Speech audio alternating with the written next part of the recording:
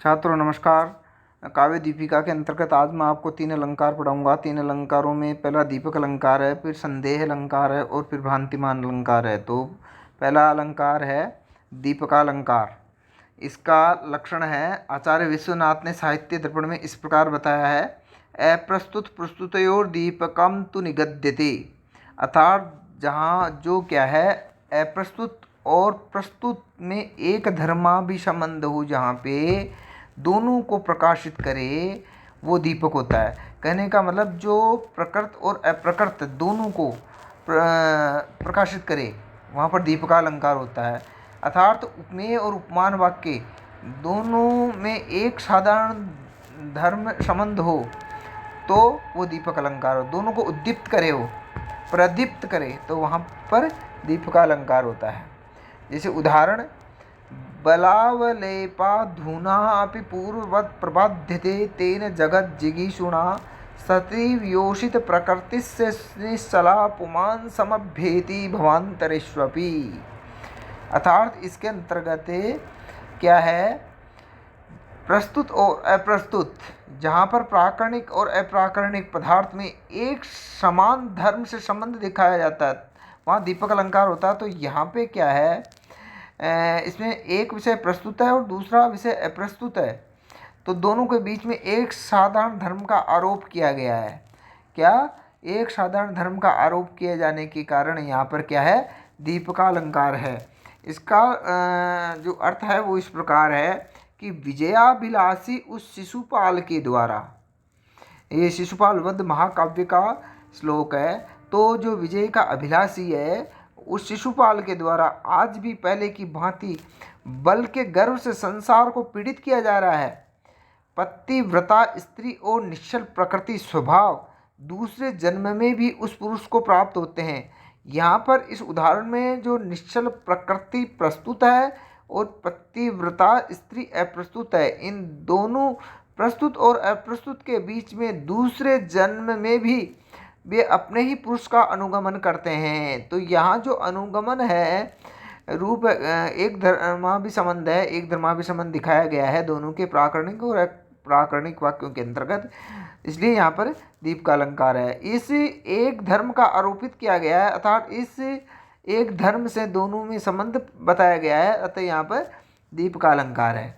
इसका दूसरा उदाहरण इस प्रकार है, विनिश्चेतुं शक्यो न सुखमिति वा दुःखमिति वा प्रमोहो निद्रा वा किमु विसर्पः किमु मदः त्वस्पर्शे स्पर्शे मम हि परिमूढेन्द्रियगणः विकार चैतन्ये भ्रमयति च सम्मीलयति च। इसके अंतर्गत ये दूसरा उदाहरण है। तो इसमें क्या है, अनेक क्रियाओं का यदि एक ही कारक हो, पहले क्या है, एक धर्माभिसंबंध एक क्रिया थी, एक साधारण धर्म था, और यहाँ पर क्या है, अनेक क्रियाओं का एक ही कारक हो, तो वहाँ पर भी दीपक अलंकार होता है। इसका उदाहरण है, उत्तर रामचरित के अंतर्गत भवभूति ने बताया है कि ये विनिश्चय तुम, जो मैंने ये श्लोक पढ़ा है भी, तो इसका अर्थ है, उत्तर रामचरित नाटक में श्री राम सीता से कहते हैं कि तुम्हारा यह स्पर्श सुख देने वाला है अथवा दुख देने वाला है, यह मोह को उत्पन्न करने वाला है अथवा निद्रा को, ये विष का प्रहार है या मद का प्रहार है, इसका निश्चय नहीं किया जा सकता, क्योंकि तुम्हारे प्रत्येक स्पर्श में मेरी इंद्रियां व्यामोहित हो रही है, और कोई विकार चैतन्य को भ्रांत कर देता है या आनंद निमग्न सा कर देता है। तो इस उदाहरण में क्या है, जो भ्रमयति है और सम्मीलयति है, इन दो क्रियाओं का कर्ता कारक एक ही विकार है। एक क्या है, एक ही विकार है, तथा कर्म कारक भी एक ही चैतन्यम दिया गया है। इस प्रकार प्रत्येक अनेक क्रियाएं हैं, अनेक क्रियाओं का एक ही कारक होने से यहाँ पर दूसरे प्रकार का दीपक अलंकार है। अब आगे है संदेहालंकार। संदेहालंकार का लक्षण है, आचार्य विश्वनाथ ने इस प्रकार बताया है कि संदेह प्रकृतेर अन्यस्य संशय प्रतिभोत्थितः है, और आचार्य मम्मट ने इस प्रकार बताया है, भेदोक्तो तदनुक्तो च द्विधा असौ प्रकीर्तितः है। प्रकृते उपमेय अन्यस्य उपमानस्य प्रतिभा कवि प्रोक्ति तथा उत्थित तेन स्थाणुर्वा पुरुषो वेति इति संदेहेन नायम अलंकार है। उपमेय में उपमान का कवि प्रोक्ति जन्य संशय ही संदेह अलंकार होता है। यह अलंकार दो प्रकार का होता है, जहाँ पर उपमेय और उपमान में भेद कहा गया हो और जहाँ उपमेय और उपमान में भेद न कहा गया हो। लक्षण में प्रकृति का अर्थ है उपमेय पर अन्य से, उपमान का प्रतिभा के द्वारा, प्रतिभा का अर्थ है कवि प्रोक्ति अथवा कवि कल्पना परंपरा, उत्थित का अर्थ है उत्पन्न। उपमेय पर उपमान का कवि कल्पना परंपरा से प्रस्तुत संशय ही संदेह अलंकार होता है। जहाँ पर प्रकृति उपमेय पर उपमान का यदि कवि प्रतिभा से प्रतिबोधित संशय उत्पन्न किया जाता है तो वहाँ पर संदेह अलंकार होता है। कवि कल्पना प्रसूत संशय के कारण ही साधारण संशय में जैसे ये स्थाणु है या पुरुष है, यह संदेह अलंकार नहीं होगा, क्योंकि यह कथन कवि कल्पना जन्य न होकर के साधारण कथन है, इसलिए यहाँ पर यह अलंकार नहीं होगा। अब इसका उदाहरण है, यह है भेदोक्तो और भेदोनुक्तो दो प्रकार का है। तो भेदोक्तो का उदाहरण इस प्रकार है, अयम मार्तंडः किम स खलु तुर्गे सप्तभिरितः कृशानु किम सर्वः प्रसरति दिशो नेश नियतम कृतान्तः किम साक्षात् महिष बहनो अशाविति चिरम समालोकयाजो त्वाम विदधति विकल्पान प्रतिभट्टः। तो यहाँ पर यह है इसका उदाहरण उपमान उपमेय में भेद के कथन का उदाहरण है। युद्ध करते हुए किसी राजा के पराक्रम का वर्णन करता हुआ कवि कहता है, क्या कहता है कि क्या यह सूर्य है? यह सूर्य नहीं हो सकता, क्योंकि वह तो क्या है 7 घोड़ों से चलता है, 7 घोड़ों के रथ पर चलता है। तो फिर वापस संदेह उत्पन्न होता है कि क्या यह अग्नि है? नहीं, यह अग्नि भी नहीं हो सकती, क्योंकि अग्नि तो सभी दिशाओं में फैलती है, तो ये सभी दिशाओं में नहीं फैल रहा है।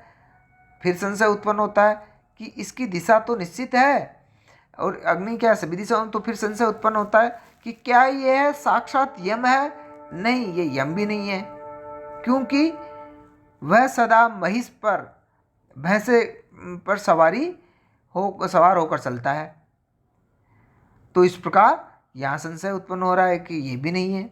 इस प्रकार से हे राजन, युद्ध में आपको देखकर शत्रु योद्धा अनेक प्रकार की कल्पनाएं करते हैं। तो यहाँ पर क्या यह मार्तंड सूर्य है अथवा अन्य कोई, इस प्रकार का संशय का स्वरूप है। यहाँ पर राजा उपमेय है और सूर्य उपमान।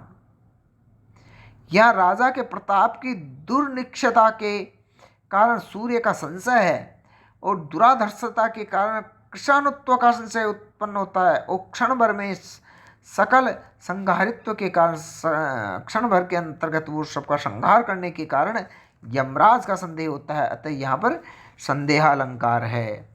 अब दूसरा जो भेदोनुक्तों का उदाहरण क्या है, उपमान उपमेय में भेद न कहने का कारण।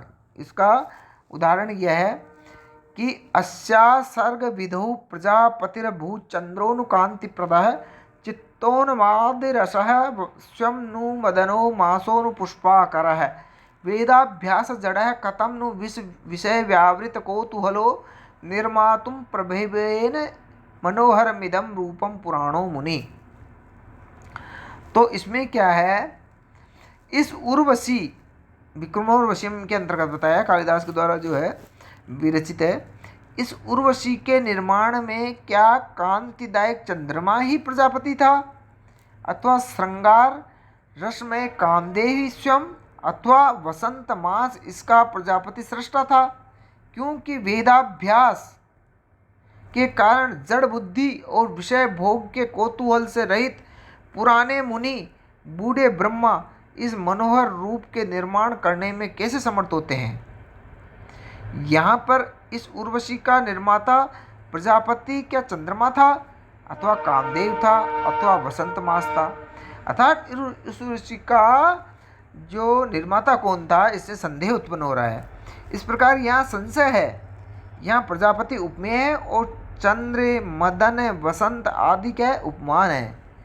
इनमें किसी के वैधर्म्य का प्रतिपादन किया गया है, इसलिए भेदानुक्ति संदेह अलंकार का ये उदाहरण है।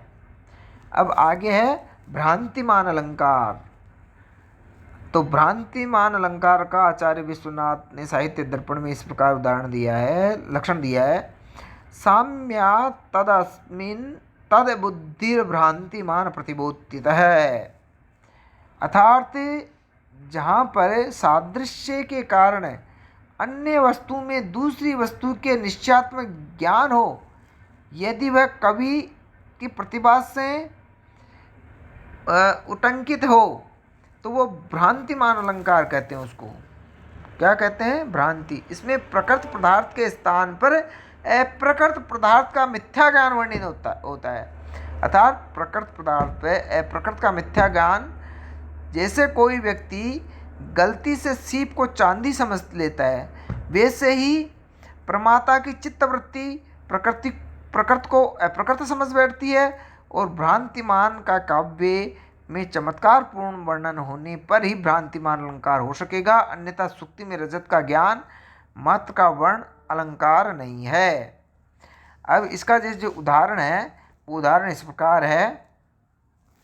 महाराज श्रीमन जगति यशसा ते ध्वलिते पह पारावारम परम पुरुषोयम मृगयते कपदिम कैलासम करिवर मथायम कुलीस भृत कलानाथम राहु कमल भवनो हंस मधुना। भोज प्रबंध में कहा गया है कि हे श्रीमान महाराज भोज, तुम्हारा यश द्वारा संसार के ध्वलित हो जाने पर यह परम पुरुष विष्णु क्षीर सागर को खोज रहे हैं। यश की श्वेतता में श्वेत क्षीर सागर समाहित हो जाने या एक रंग हो जाने से वह खो गया है, अतः विष्णु शयनार्थ उसे खोज रहे हैं।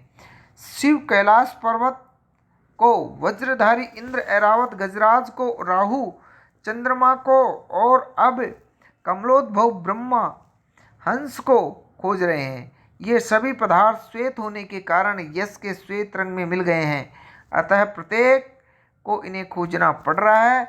इस उदाहरण में भोजराज के यश से संसार के उज्ज्वल हो जाने पर सर्वत्र परम पुरुष आदि को समुद्र, कैलाश, ऐरावत, चंद्रमा तथा हंस के भ्रम की कल्पना करने के कारण, कवि की प्रतिभा से कल्पित होने के कारण यहाँ पर भ्रांतिमान अलंकार है। आज मैंने 3 अलंकार आपको बताए, इनके लक्षण उदाहरण आपको अच्छी तरह से याद करना है, बिल्कुल शुद्ध लिखने हैं, इनमें अशुद्धि नहीं होनी चाहिए किसी प्रकार की। थैंक यू, धन्यवाद।